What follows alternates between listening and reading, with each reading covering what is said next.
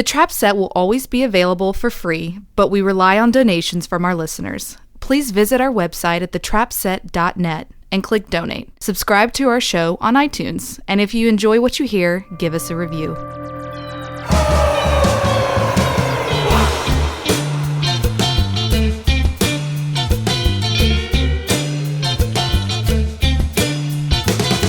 This is Joe Wong. Welcome to the Trap Set 200th episode spectacular. This week, as with our 100th episode, we decided to turn the tables. So our good friend and former guest, Patty Schemel, came back to interview me. But before we get to that, I just want to say that making the Trap Set has been a life-changing force beyond what I could have ever expected when we started 4 years ago. It served as a vehicle for me to move forward as an artist, and it's been an incredible privilege to engage in real conversation with different drummers, many of whom are my heroes, every week. After a lot of thought, my co-producer Chris and I have decided that moving forward, we'll still explore the lives of drummers, but we're also going to start talking to musicians from all backgrounds. Upcoming episodes include a talk with Ian Mackay and a live episode with the Zombies. So keeping that in mind, hit us up if you have any guest requests, drummer or non-drummer. Thanks to all of you for listening. It really means the world to me that you let us into your lives every Wednesday. And now my conversation with Patty Schemel, or Patty Schemel's conversation with me. Are we going to talk about the fact that this is the 200th episode? Yes. Shall we? Sure. Amazing. It is amazing. It's been a really transformative force in my life. Yeah.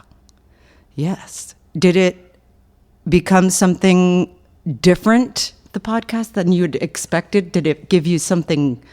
I mean, I'm sure you met a lot of people, but I think the thing that has been the most profound is just sitting down and talking to people for an hour at a time, which you hardly ever get to do in the society that we live in these days, and really just asking other people about their lives and trying to understand who they are. And that has had, selfishly, that's had a huge effect, and it's almost like therapy for me. I recall you saying that the idea, your motivation was you had questions, life questions at one point. And so was it Brendan Canty? Who did you ask? Brendan was the first one. I was with, I was playing drums for Marnie Stern in 2013. And we wound up back in New York, and Fred Armisen invited us to come to a SNL taping. And he had also invited Brendan, whom I'd met a couple times before, but I didn't really know. But we had a bunch of mutual friends, and Brendan and I drank a bunch that night, and I was like asking him how to go through life, because as far as I was concerned, he had done most of the things that I could ever want to do. I mean, he'd been in two of the best rock bands of the last generation, and he scored movies and TV shows and had a family and seemed to be a well-adjusted person. Balancing all that, yeah. So then when we were having that conversation, I was wishing that I would have recorded it, because at the time I couldn't even listen to music when we were on tour. It's not that I couldn't, but I just didn't feel like it. I listened to podcasts. Yeah. And I was like, oh, this would make an interesting podcast. And then it was like basically my way of working through my own neuroses with drummers. Yeah. So that's what it ended up being. And so then the next time Brendan came to town, we recorded it. And then about a year later, I put it out because I wanted to save some up, and I didn't have the confidence to put it out quite. Yeah, there was a lot of previously recorded episodes, right? Yeah, there were probably 12, I think, before I started putting it out. But it was also just a confidence thing as far as being comfortable putting something into the world. Right. I think for me, drums were always a passion, but also the drum kit was a shield, right. And so I agree. Yeah. In this context, it's not 100% vulnerable like being a songwriter or a singer, but it's 1 degree more vulnerable than playing drums, and it was terrifying. Right. Yeah. And it's a new part of you, and you're exposing it, and there's a whole new audience of people listening. Yeah, and even just hearing the sound of my own voice back Right. was disgusting to me. I know. for a while, and the cadence of my speech. Mm-hmm. And then that made me aware of what a self-loathing person I am. and then I started to think about, hey, why? Starting addressing it. Yeah. You started out playing piano, Yeah. which is a percussion instrument, basically. A lot of piano players are drummers. And then fell in love with drums. Mm-hmm. And did you feel was there a moment where you're like, I want to be able to write music again? I mean, you did eventually, but you didn't feel like drums were limiting you? I didn't feel that way. Drums felt like my vehicle out into the world. Yeah. But I always had ideas for songs that I didn't have the confidence to convey. So I kind of retreated to the identity of a drummer in some ways, even though I love playing drums. Okay. So I think if I look at the path I took, I kind of tried to take that kind of Josh Freese path and become a consummate professional drummer. Ending up at Berklee School. Yeah, I went there. I didn't end up there. I Right. went there. It was part of something. Ending up at at that part of your journey. Yeah, of that I tried that. exploration. I had gone on tours, and like I had done, DIY tours. Right. With Square? What was your band? I had a band called Acarso. Arso, Yeah. yes. That was like a Dune reference. Very nerdy. Yes.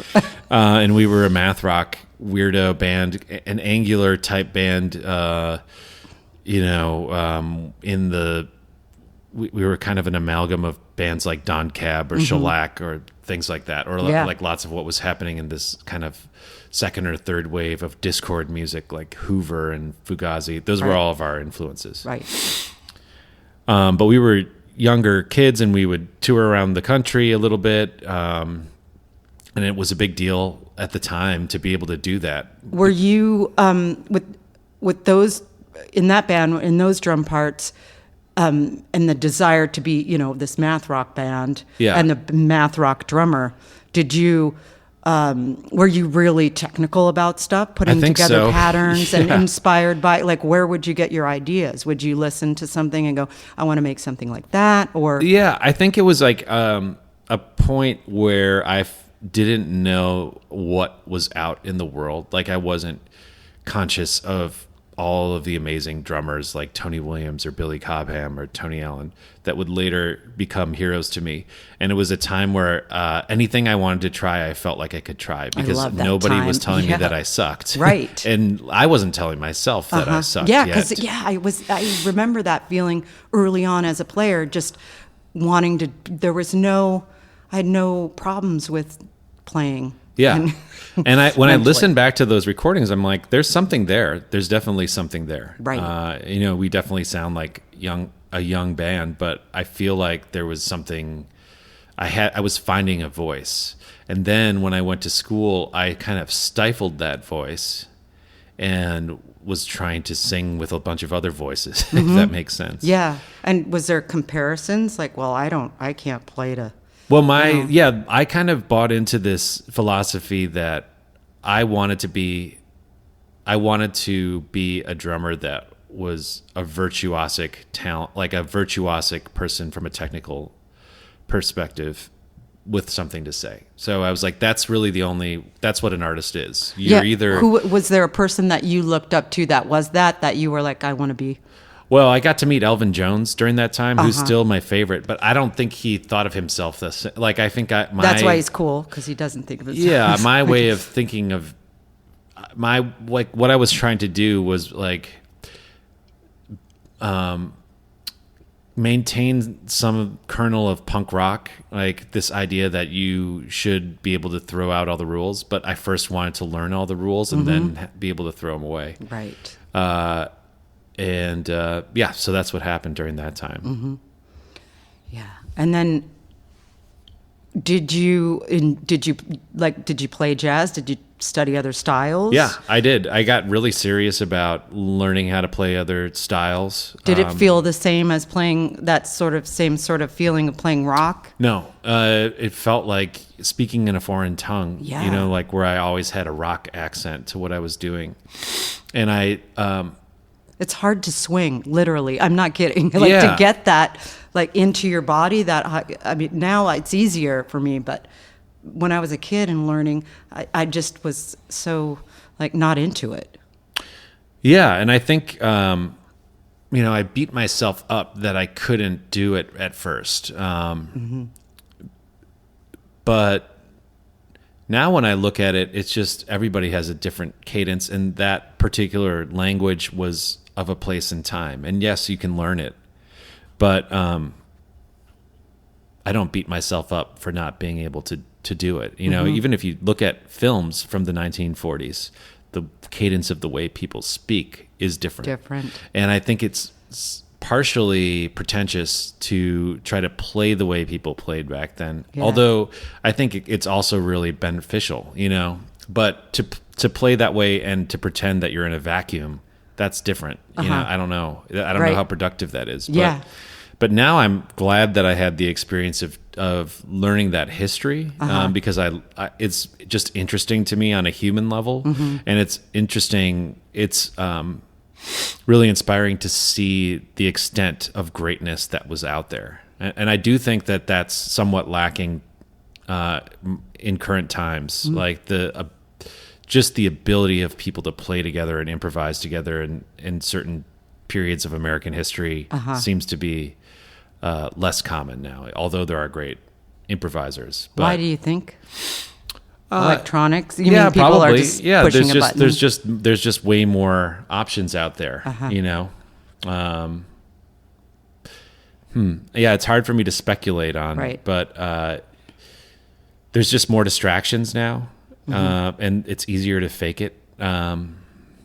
And it's easier to convey a legitimate idea without being a virtuoso too. That's the thing. But back then, you know, if a recording session was like you would go lay something down in a 3-hour session, do an entire album to mono. So you had to, as a drummer, if somebody was playing a solo, you had to be able to get quieter when they're soloing and then bring it up at the perfect time and just hear each other in a more intimate way than some people need to these days. And there were more opportunities to play. I mean, lots of the players from that era were playing multiple gigs, multiple sets a night, and then going and recording. Yeah.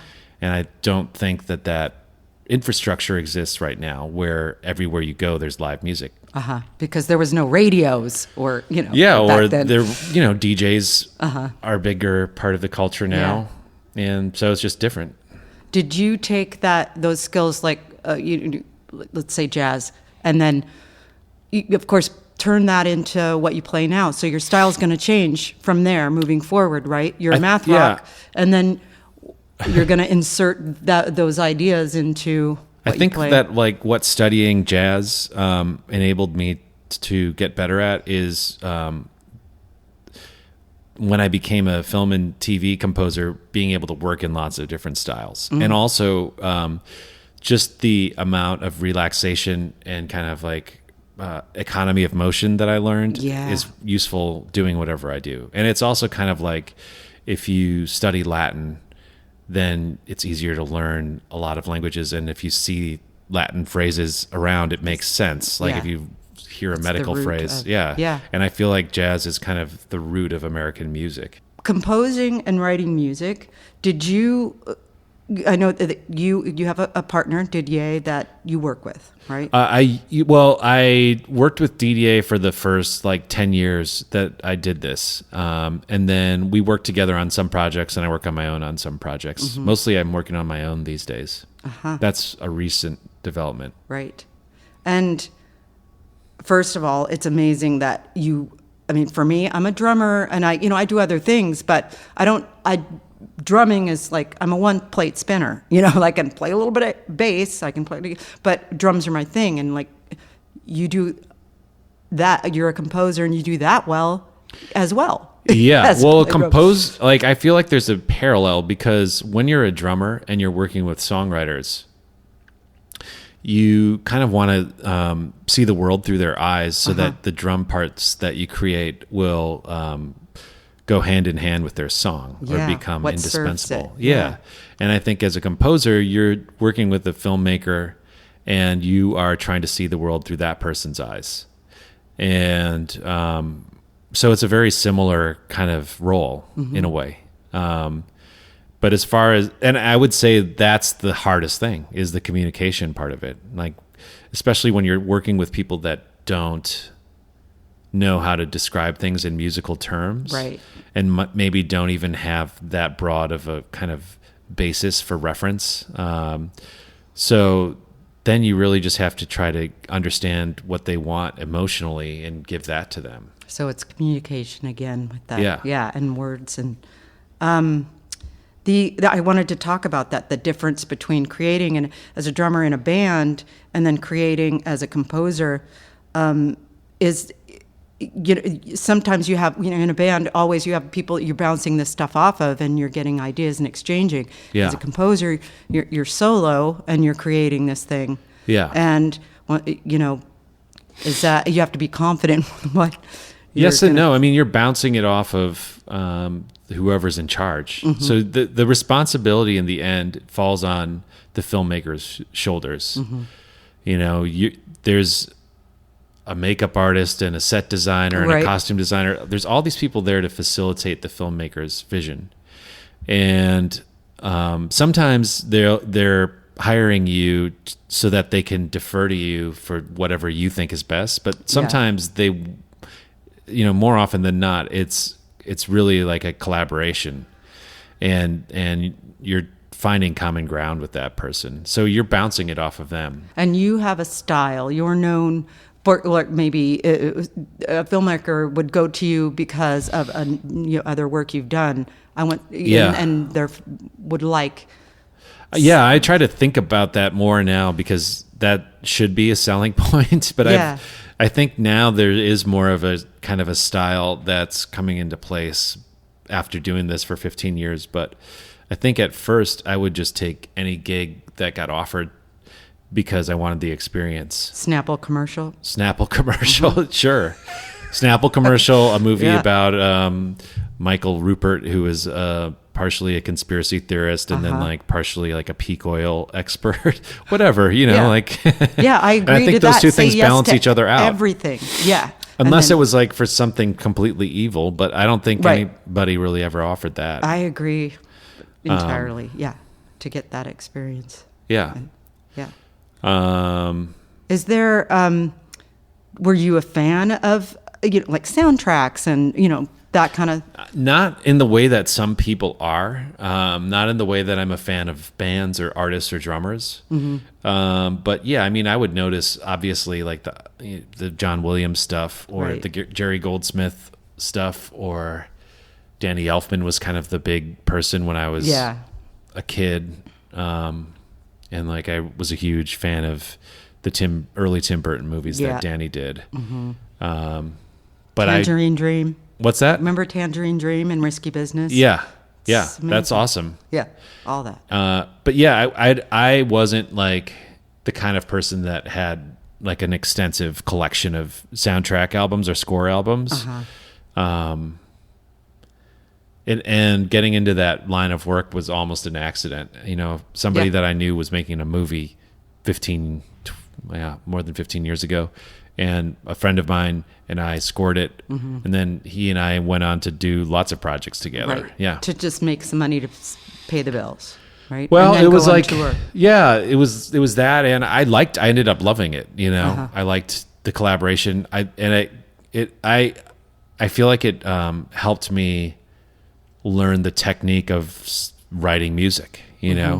I liked the quick turnaround and the deadline because I'm such a neurotic person when it comes to the creative process, or at least I used to be, that I would eat myself alive if I had unlimited time. So if it's more like, all right, give us 3 songs by the end of the day, then I didn't have time to get in my own way. Yeah. Yeah, just bang it out and Yeah.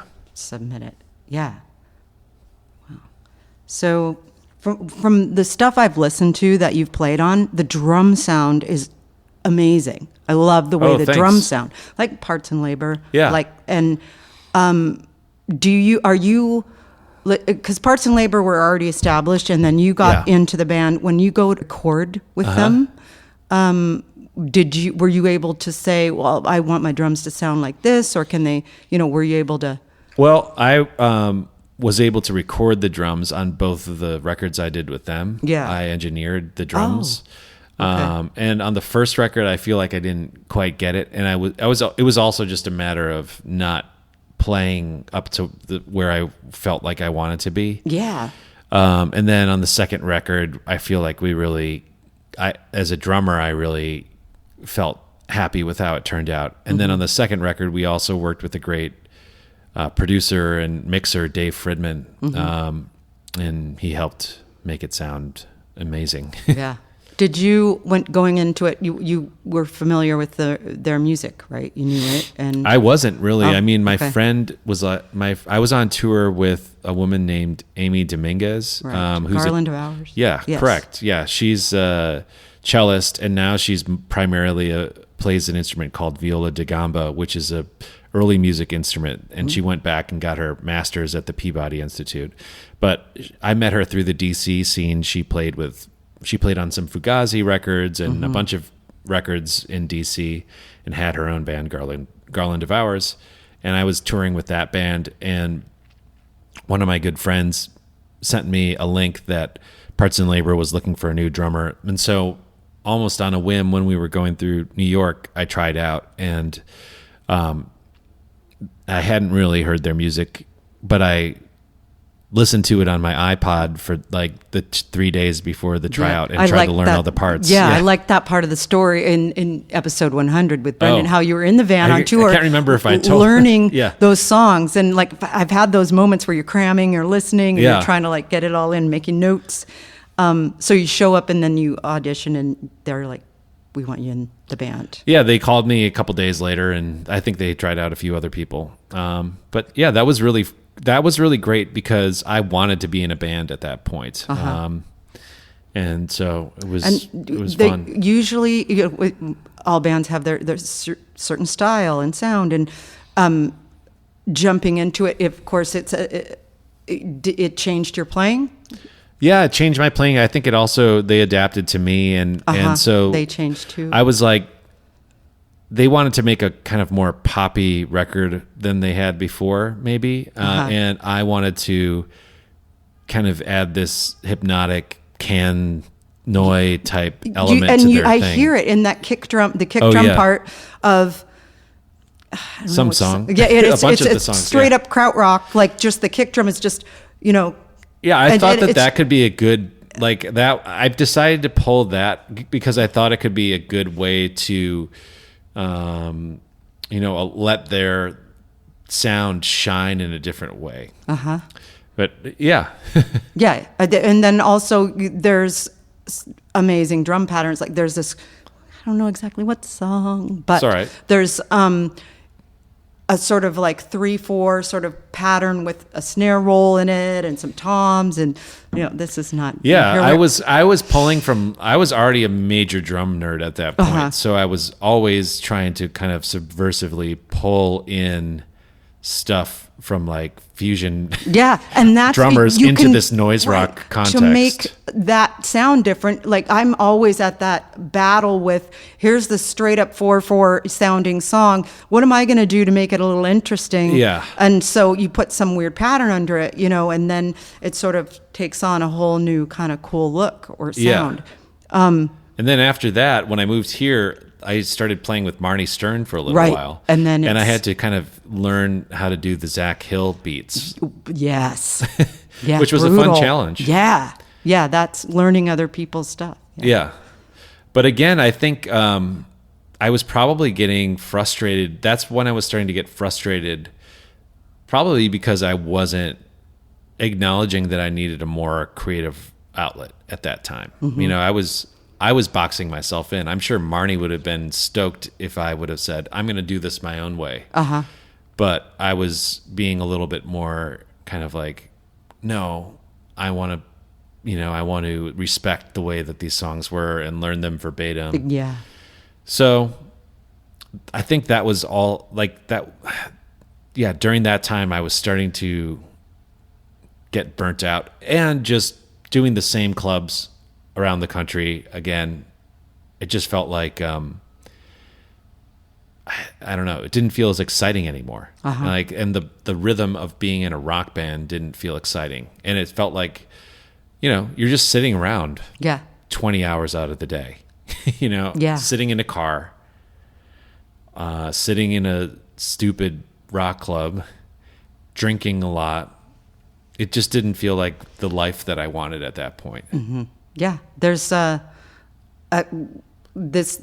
things have to be worth your while. You've got to be able to, I remember thinking like, if I'm not going to make a lot of money doing this and I'm going to have to sit around and be away from home, right, then I should be getting a creative jolt out of it every night that justifies it. And I wasn't. And it wasn't anything to do with the music not being awesome, because Marnie's a genius and it was really fun to play with her. But I feel like I wasn't allowing myself to be vulnerable and I wasn't scared enough to feel like I was growing, at the time. Did you ever have a moment though in your career as a player where you were at your drums and you were playing like an amazing show, like something like huge, like a personal goal maybe that you said, I want to play this venue or something like that, and then move on to playing, the next show is like some DIY space in Williamsburg, and then realize that's the same place. You're sitting in the same place and it's taken you, your drums have taken you around the world. Yeah, no, definitely. I definitely felt like that. To have those like freak out moments of like, whoa. Yeah. But I think I was also bad at acknowledging that moment. Like I would be like, don't, like the voice in my head was very negative. And so rather than giving myself any credit, I was like, all right, now how are you going to do bigger things? Which is not healthy. Do you do anything now to like combat that sort of? Well, therapy. Yeah. And I've gotten better at giving myself credit. And I also have, so this podcast has really helped me feel more comfortable taking risks. And, as silly as it sounds, just to start a little podcast about drummers, it has helped me become more vulnerable. And so now I'm almost done making my own record that I did with Mary Timony producing it. And, I'm singing on it and I wrote all the songs. And that's the scariest thing I had ever tried artistically. Yes. Like I would feel sick when I knew Mary was coming out here and that we had sessions coming up, and I would try to cancel it and she wouldn't let me. And I'm glad that she didn't let me, because I'm really happy with how it came out and it feels like the right thing. And it's like I can feel in my body that was the right decision. And with what we've talked about just in the last few minutes about being vulnerable and taking those chances, that's the ultimate vulnerability, is putting out you wrote this song, you're singing on it, this is all you. Yeah. And you're working with someone who is Mary Timony, who's an amazing person. Yeah, player. She's great. And she's also kind of like the big sister I never had, one of them. But I just felt like, all right, I have to put a structure in place for myself if I'm ever going to do what I really want to do. So spending the money and booking a studio and then flying her out here and asking her to do it, those were all little baby steps to put in place the same kind of structure that is in place when I'm working for hire. The thing that went through my head is like, how come I can write 100 pieces of music for a movie over the course of a month, and I'm terrified to write my own music? So what's going on? Like, clearly I know how to do it. Yeah. But the hard part was going inside and finding something that I had to say, and kind of going to a dark place if need be, and kind of confronting the blocks. That discipline of I've always had a problem with the discipline of, you got to go practice, and the discipline of making the time to work on your record and do the hard things, and work on the blocks and stuff, when it's just hard enough living a day at a time. Yeah. Well, for me, it was a different discipline because I could practice 12 hours a day if I wanted to, but that's kind of like being a kid who's getting into spelling bees rather than being a poet. It's like I can identify goals from a technical perspective, right, and address weaknesses and do that. But it does, after a certain time, there was diminishing returns, because really what I wanted to do is say something, and just because you have a large vocabulary doesn't mean that you have the courage to say whatever's in your heart. Right. And so... Why now? Because I just felt like I had to. But why? So you had to. I had to, yeah. And I think I feel like it's something I wanted to do for a long time. But, and now I know that it was the right choice, even if nobody ever even hears it, that it was the right choice. Taking... I want to talk about the songs, but taking your feelings and your experience and then making art out of that. Yeah. That's the process that heals. I mean, I believe is truly heals all the things. And I think, also to answer your question, I think I was hiding behind this notion that I wasn't qualified to express myself because I wasn't a good enough musician, But you're telling yourself that. That's what I was telling myself. Against and it was just a cop-out, really. Right. You know what I mean? Yeah. So... What is it? So do you think that in the process of making the podcast and making a record, that you might have gotten farther along with being convinced that you're enough and that... Oh, absolutely. Yeah. Yeah, absolutely. Yeah. I think it's still something I think about. And I'm like, why has it taken me this long to get to this point? But I've just always been really hard on myself. I think it's a musician's thing, maybe. Well, everybody, I don't know. I am. But some musicians are able to put something out when they're 16 or whatever of their own songs. And I guess I was playing on records when I was 16, but I wasn't, at a certain point I got comfortable and didn't want to push myself to that uncomfortable place where you have to go. Was there ever a recording that you played on that you were like, this is it? I've pleased all the things in that I'm hearing. This is it. My best performance. I don't really think that way. There have been plenty where I've been like, this is fucking garbage. Same. I'm never happy with any. I'm like, God. But why now, did I do that? Now I realize that that's an ego thing, and that you should be happy if you're putting something out for other people to buy. Right. Then you should be happy with it. If you're saying this is good enough to be on the market, then you should be happy with it to a certain extent. But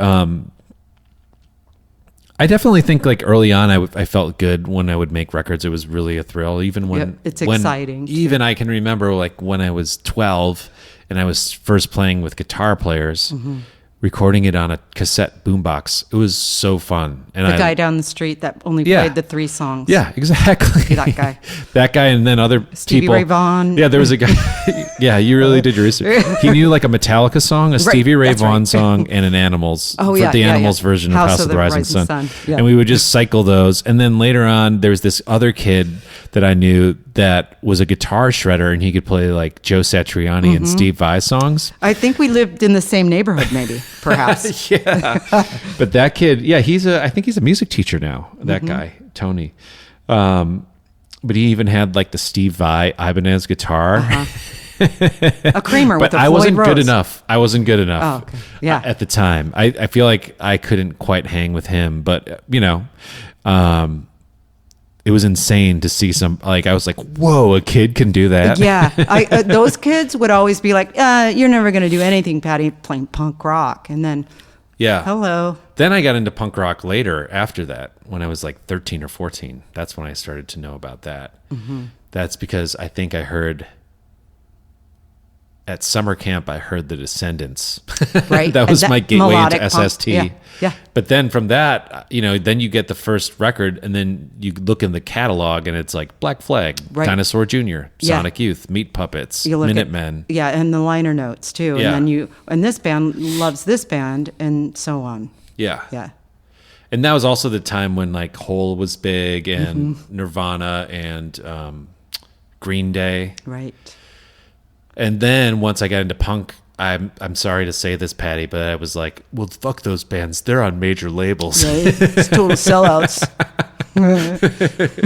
I was living in the suburbs, but but anyway, yeah, that was kind of, I don't know where we were. Yeah, we were. But I was happy that time. Yeah. That was like a time. So another part of doing this podcast was to see if other people felt that same joy that I remembered feeling, because I wasn't feeling it. And I think some people don't, and some people do, like, all the time. Like I remember Bernard Purdy told me that he feels it all the time. Really? And then lots of people, joy. yeah. And then lots of people say He's they get just it. shuffling around. Well, he's the best. He's the shuffler. But then some people say that it's not as often, and that they get it like once a night or once in a while. And I always wondered if it was like a drug where you get that first hit and then you throw. I was Then like, you're am I searching, throwing you're my whole chasing life? it. Am I You're chasing it. Yeah, Am I I've throwing had- my life away playing music? I've had those moments where I just have had amazing show. Like I remember Chicago, 1994 at the Metro or whatever. That's a and, great. And that night was like just felt perfect, and then there are a few times that stick out here and there, and it is like you're chasing that, like maybe it'll happen. And what do you do before those moments to have that moment? Is there a thing to do? I don't think do so. you practice? No. Is it the don't way think the so. planets are aligned? What is it?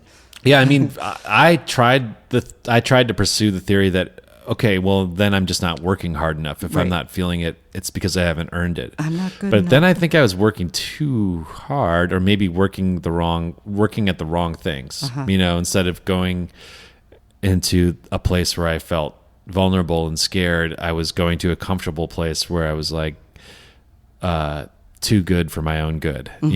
Technically, without having to say anything, or without the possibility that something could go wrong. Right.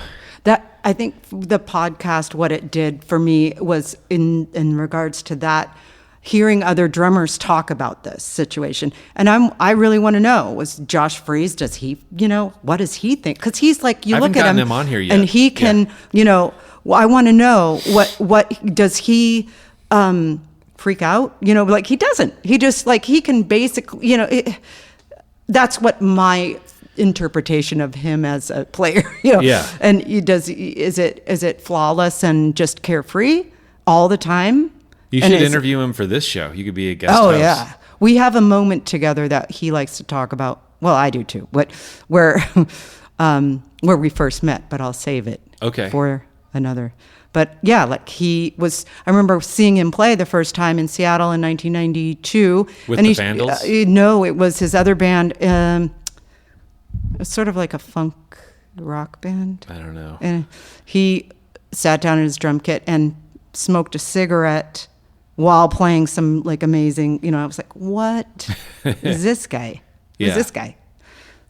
Who were your favorite drummers to watch in Seattle during that Matt time? Cameron. I love for Matt. sure. Hi, Matt. Dan Peters, always. And they were the ones I would go and watch and be inspired to play those kind of ideas and patterns. And like I loved Ray Washam, even though he wasn't from Scratch Acid. And Were you friends with Barrett? yes, Yeah. And Barrett and I just he just sent me his book. He's a writer, and I haven't sent. Sorry, Barrett, the book's coming. The meditation book? Yeah. And his ideas are amazing, and just his whole outlook. And Were you how friends he with is. Greg Keplinger at the time? He made the shells. Is that right? Did Yeah. he make drums? He makes them still. Yeah, I knew he was a local guy, but I didn't ever. Okay. Yeah. He's the kind of resident guru to lots of drummers in Seattle. Right. Yeah. There's the typical questions. What were your favorite people to meet? Yeah. That's so typical. But I'll answer that. Yeah. Everybody. Everybody. Yeah, Awesome. I think what it's taught me is that every person has a worthwhile story if you are willing to really engage. That's what has been great. I'm not bullshitting either. I mean, there are certain people that I've met that were heroes of mine personally. Yeah. And after I'm driving away from their house, there's like a crazy feeling where I'm just like, wow, I can't believe that person wanted to talk to me. I know. Yeah. I love that. But really, the thing that's more compelling is that those people are just as compelling as anybody else. They're just as vulnerable and flawed and wise and whatever as anybody else that I talk to. Yeah. But after this episode, we're gonna broaden it out and let more musicians come on, not just drummers. Okay. And the reason is, I feel like I've already gotten lots of my personal heroes, and I want to keep talking to drummers, and I think we'll continue to have a disproportionately high amount of drummers. But kind of the template for this show was WTF with Mark Maron, Right. And his first couple hundred episodes were always just comedians. But then he started having actors and musicians and other people on. And I don't think I'm going to go that broad, but I want to have other musicians on because there's plenty that I'm really interested in talking to. And I think also when we started the show, we were trying really hard to be an antidote to other drum publications that tend to have, an overwhelmingly white male representation. And I think it's been harder for me. Like when I look at our more recent episodes, there's lots of white males, all great people, but it's different from when we started out where, 1 week we would have James Brown's drummer, and then we would have Tony Allen's drummer, and then we would have Sheila E., and then we would have you. And it's just harder to do that as I get further along. So I think if I open it up to all different kinds of musicians, then that will be easier, that kind of broader representation of people from different backgrounds. Is there still, there's a drummer wish list maybe before you... Yeah, there's still certain people that I want to talk to. I mean, Toby Vale. I want to talk to Toby Vale. Yeah. I was emailing with her. I want to talk to Mo Tucker. Yes. I think she would be really interesting because, the way that her life kind of has developed has led her to a path of becoming a Tea Party person. And I think she works at Walmart. That I've heard all this. Yeah. Are these all urban myths or are these real? Well, I definitely saw her on some sort of, news report where she was, espousing Tea Party values. But to me, that's kind of more interesting and, unexpected than if she was just a liberal or a libertarian even.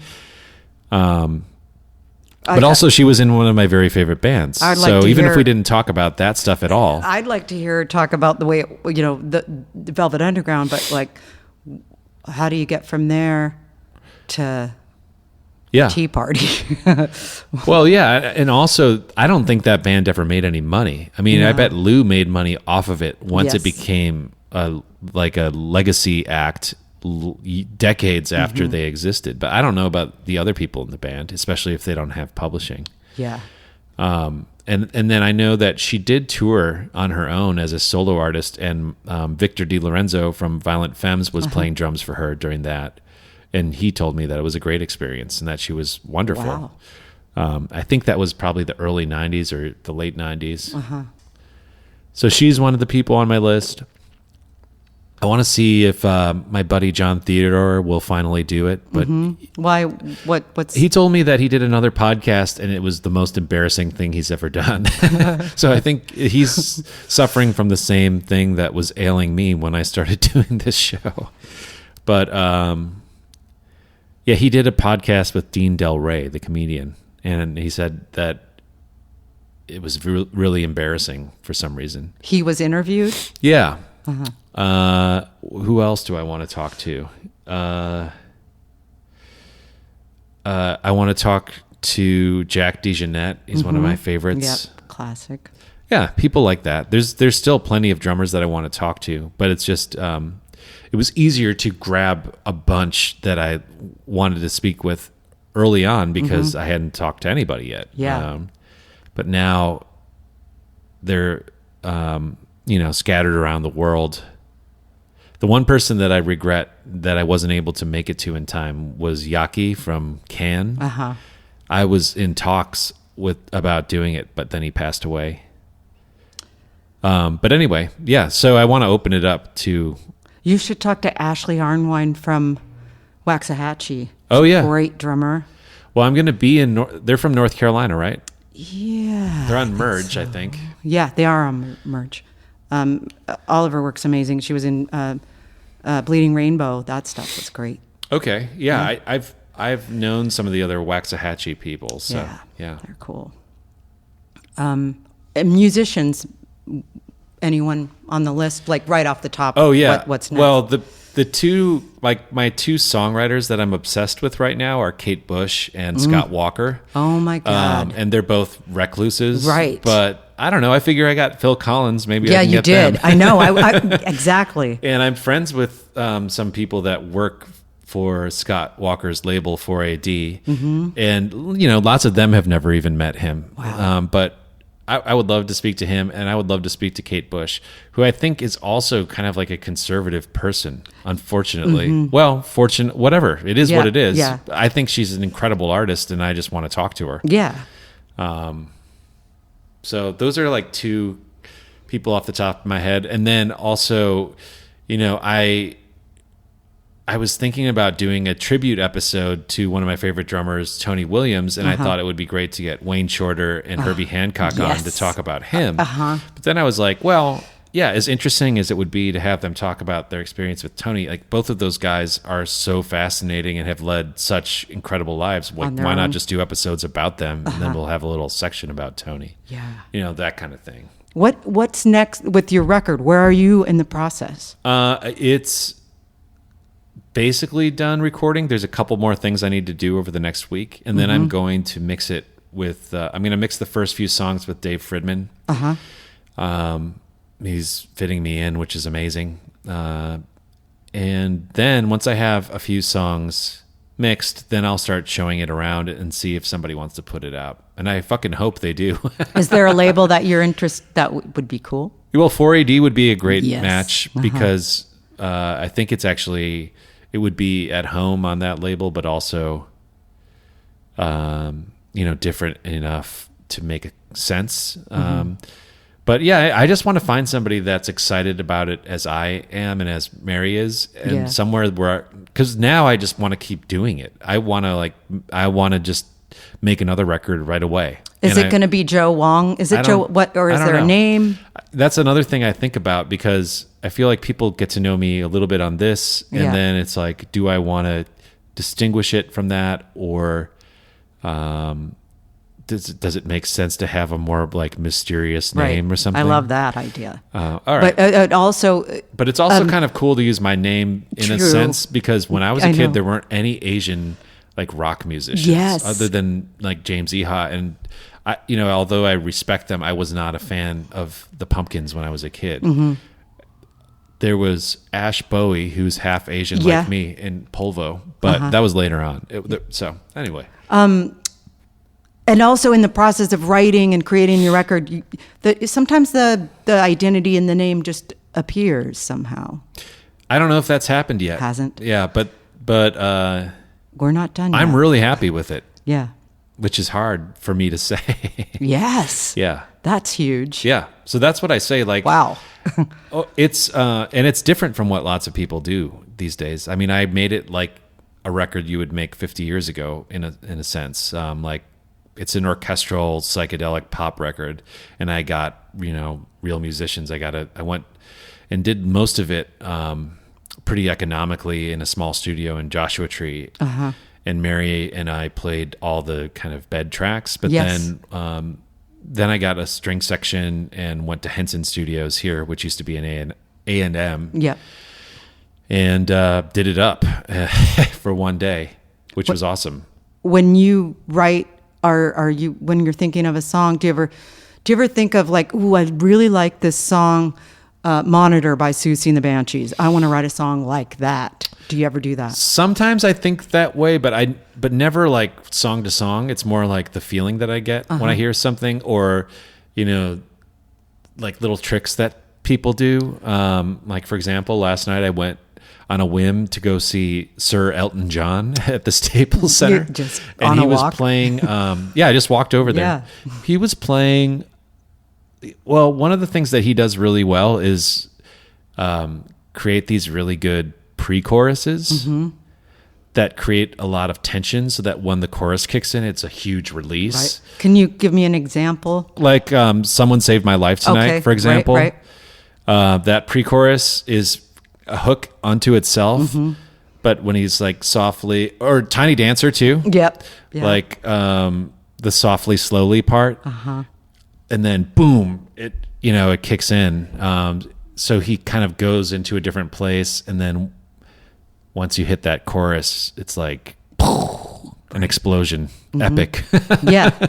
So I was like, oh man, I should try writing some pre-choruses, because my record is the one that I have now is kind of like simple, strong structures with intricate string arrangements, is kind of, or intricate arrangements in general. Yeah. So maybe not the typical song structure of first chorus.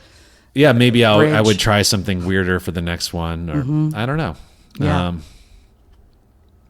But I also like, I've been, the other thing that this podcast has helped me with is getting back into listening to records and listening with intent, because when somebody comes on the show, I have to listen to their music and think of something to say. Like, I have to think about how I would describe that person's drumming style and how I would describe that person's music in a way that doesn't sound cliche to me. So I try not to use too many genre names, and I try to be really specific and find like what's the essence of what this person is doing that's differentiates them from everything else. Right. And so by doing that, I think I've gotten back into listening to records. And when I listen to a record now, I'm thinking more about like how I want mine to flow as an album. Right. Which is funny because nobody really cares about records about a full record. Yes. But I'm just like, as long as I'm doing it, I might as well do exactly what I want, you know? Yeah. It's all yours. Yeah. So it's not like it's going to be on, pop radio, what I'm doing. So I might as well make not to be corny, but, I don't think Nirvana thought that either. Like I always talk about like things like no one ever thought that you'd be listening to Nirvana on the radio. They were hooked up with David Geffen at that point though, right? Well, yeah, I guess when they did that record, but I mean, when they like Bleach or whatever. But I do know, like I had his journals that had come out. Yeah. And he was definitely like into being a rock star. He wanted to be a Beatle, basically. And he was like really. I was struck by like how organized he was, as far as like, and like as much of a taskmaster. Yeah. Like I'm like, okay, this guy's clearly a type A person who. It seemed like he was like very focused and goal oriented, but then also like kind of thought that wasn't cool, so was conflicted about who he was in that way, and concerned about who's listening to his music. I think that. Well, so I should tell you then that brings to mind who one of our upcoming guests is going to be. That's going to break it away from just drummers, and so just like we had Brendan Canty as episode 1, we're going to have Ian Mackay as one of the early non-drummer guests. And, I already recorded that interview with him, and it was under the guise of talking about his record label Discord, because I thought I wanted to do a podcast all about record labels, but now I'm just thinking like, I'll just fold it all into this. Yeah. I'll interview other people from record labels, but fold it into this. But anyway, he's somebody that has that skill set of being a really good businessman and Yes. also being a punk rocker And it kept and also the being a ethics. good songwriter. Right. And I think, that's why he's succeeded in ways that other people that are great musicians haven't, because he also knows intuitively how to channel his energy into like smart business decisions. So, Has he ever written a book? no. No, I don't think so. Because I love reading all the Henry Rollins stuff about when he talks about when him and Ian worked at Haagen-Dazs and those days. And those guys, those guys are best friends. Yeah, I love that. So I don't know. Yeah, and it's interesting because Henry eventually became more comfortable, seemingly, at being a personality and being Right. an actor and doing more commercial stuff. Yeah. Anyway, but that pair is very interesting. Yeah, I like that pair. Well, anyway, I think that's good. That's a good place to end it. Yeah, great. Thanks so much, Patty, for doing this with me. Thank All right. you.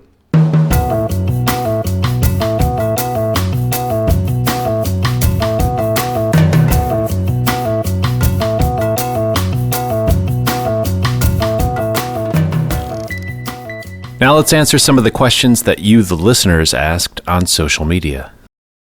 Nate asks, what bands have you played/recorded with, and where can I hear you're playing? Well, the most recent thing that I've played on is the score for the new Netflix series, Russian Doll, which I was the composer of. I played lots of drums on that. But as far as bands, the most recent recording I made was with Bill Dolan and Nate Mendel, and that is not out yet, but hopefully it'll be out sometime soon.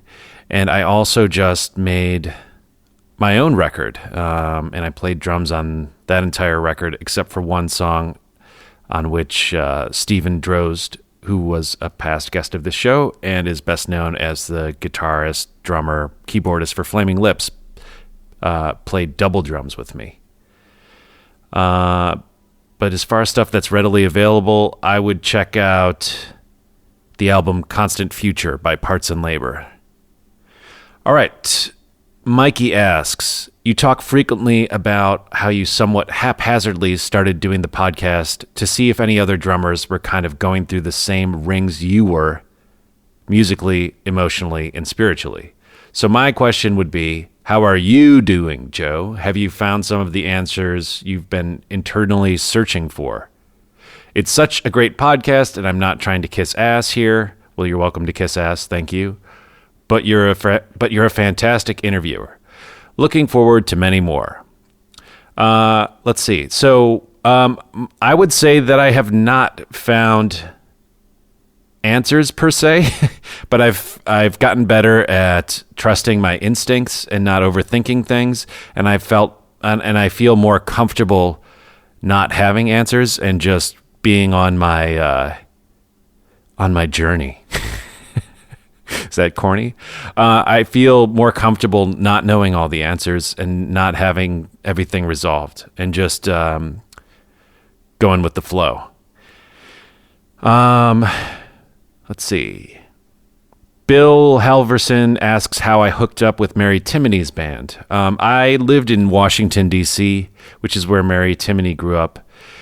And after I left D.C., Mary's drummer at the time, Devin Ocampo, who will hopefully be on this show at some point, asked me if I could sub for him because he had another band, Medications, at the time, which was going on tour. So I did a tour with Mary in, I think, 2004 or 2005? 2004. And we were opening for the band Spoon, and it was supporting an album that Mary had just made, which was a duo record. So it was just the two of us in a Subaru station wagon, and it was a ton of fun, and Mary is now one of my best friends, and she produced my new record. James asks, I've always wondered how you approached doing the Zach Hill parts when you played with Marnie Stern. His playing is so unique / idiosyncratic, it would scare the bejesus out of me. Too drummy a question? How did I approach that? I got asked to join Marnie's band after her most recent record came out, and that record featured Kid Millions, the second person I interviewed for this show, on drums. And Kid and Zach have very different styles. And my approach to those parts was to learn everything that Zach was doing verbatim, which I had to do. That was definitely not natural to me. I had to transcribe it and think about it. And then take those parts and inflect them with the feeling of somebody like a Kid Millions. That was my goal, is to kind of try to play these stuttery, staggery Zach Hill parts, but with the groove of a Kid Millions. I think it worked pretty well. And it was a lot of fun playing with Marnie. She's now the guitar player on the 8G band on Seth Meyers. Micah says, there have been times when you've referred to the show and its origins as a quote-unquote project. Do you think of the show as a project that has a logical conclusion, or do you feel like you could do this as long as people keep listening and artists are willing to chat with you? Thanks. Yeah, I've been thinking about that a lot recently, because coming up on this 200th episode, I wasn't sure if I wanted to keep going. I love doing this show, but I also wanted to make sure that we could go out on top. And I feel like at this point, it's surpassed what I ever wanted it to be. But now it's just kind of like a part of my life. It's like more of a practice than a project, if that makes sense. It's like a practice in the sense that people that meditate have a practice. I just love sitting down and talking with people about their lives for at least an hour a week. I think it's been immensely helpful to me and rewarding. And so that alone will keep me doing it. But I think we're going to change the format and experiment a little bit to keep it scary and exciting. Joseph asks, what might be the most meaningful thing you've taken away from these interviews as a whole? I would say the most meaningful thing I've taken away is that it's still possible to experience intense joy playing music, even if you've been through the ringer of life and the music business. Reese asks, what's the recording/editing process like? How often do you interview, and how long is it from start to finish for an episode? So maybe I'll do, on average, 3 to 6 interviews per week for a period of time until we have several in the can. My editor, Chris, spends several hours shaping the episode and cutting out anything that might be boring to folks that are non-drummers. I guess the original mandate of the show is to find the kind of universal human interest stories within a really narrow scope of people. So I brought Chris on since he's not a drummer. He's a huge music fan, but he's a great writer. So he kind of helps shape the narrative of the episode. And then I usually then do a once over and splice in the music and record the intro. So I would say at this point, between the two of us, each episode takes about 12 hours to make. And so for me, that ends up being about 1 day out of the week is dedicated to the trap set in aggregate. When we first started it took at least 3 or 4 times as long. And as we've kind of figured out the format and the process over 200 episodes, it's gotten a lot quicker. Michael asks, has anyone actually been trapped behind the set? I felt trapped in my life trajectory when I started the show, and now I don't. So I don't know. Does that answer your question? Ben asks who my favorite drummers are from each of the last 4 to 5 decades. I really can't answer that. I can ask a more quantitative question like who have I listened to the most? But let's see. What if we keep it to people that have been on the show? All right. For the 60s, probably somebody like Bernard Purdie is the person that I've listened to the most. For the 70s, Billy Cobham, Stuart Copeland, Bill Bruford. D.H. Peligro. For the 80s, got to go with somebody like Phil Collins, Sheila E., of course, Budgie. For the 90s, Matt Cameron, Matt Chamberlain, Rob Ellis, Mimi Parker. For the 2000s, Simone from Blonde Redhead. That's just kind of off the top of my head. And those are only people that have been on the show. As far as people that haven't been on the show, I would say my favorite of all time, Elvin Jones, followed closely by people like Philly Joe, Max Roach, Yaki from Cannes. I could go on. And the list is going to change tomorrow. Someone called Pocket Diva 666 asks, who intimidated you the most, if anyone? I would say that most of the people that have been on the show are not that intimidating. But early on, we did something called Funny Drummers Month, and I interviewed a bunch of comics who had a background in drumming. And I got to interview one of my favorite comics of all time, Todd Barry, and that was a bit intimidating because he's really more of a comic than a drummer at this point. So I feel like we didn't really have the drumming thing in common. And he has such an acerbic, razor-sharp wit, and he's so dry. When I tried to engage with him at first, it felt as though he was evaluating me and deciding if he wanted to put any energy into his responses, which eventually he did. But it was kind of scary. Nick asks, what do you listen to the most? Well, what do I listen to the most right now? Kate Bush.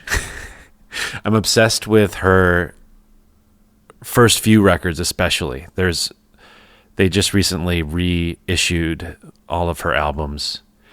And I am deep in a Kate Bush wormhole right now. What else do I listen to a lot? Scott Walker.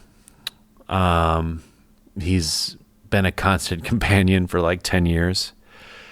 And then as far as kind of what drummer do I listen to the most? Elvin.